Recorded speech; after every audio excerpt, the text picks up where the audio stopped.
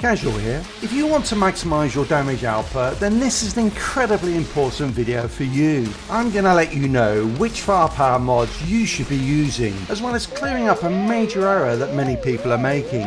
Let's get into it. The reason why this is such a confusing area, not least because there are so many options, and in their wisdom, PCF decided not to give us a firing range to test anything in, is that the key stat that we are relying on does not show the whole picture.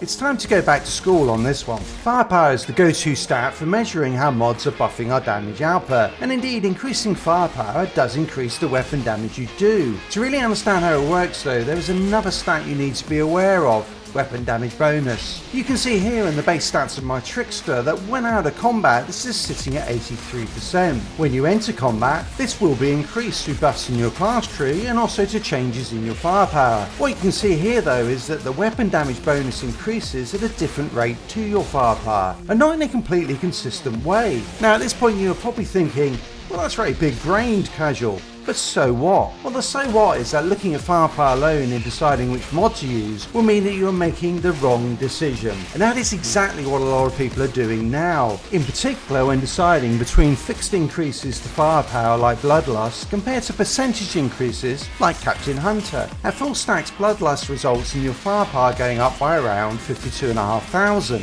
And this is what you see in game. That looks a little crap, to be technical. Firepower increasing from 350,000 to 400,000 say is only a 14% increase, so we should definitely go with Captain Hunter. And of course that is completely wrong, because weapon damage bonus is masking how damage is scaling. So let me introduce you to Charlie, Hurley and Sawyer, who live in a hatch in the payback mission, who I killed again and again and again. What I found was that Bloodlust buffs my weapon damage output by 43.8%, Sharp Eye by 40.3%, and combined by 84.1%, and these scale with any other buffs I apply, so you get the same benefit at all times the stacks are up. These are much stronger than the buff that Captain Hunter gives you and all of the other percentage firepower buffs available in the game. Now here's the secret to working out how any mod with a fixed increase in firepower will benefit your build.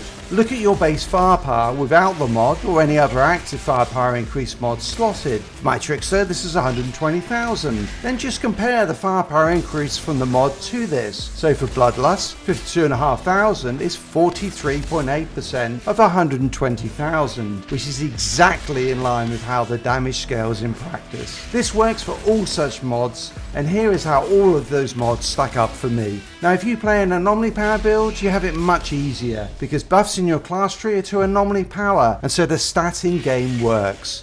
Lucky you. Till next time, Casual out.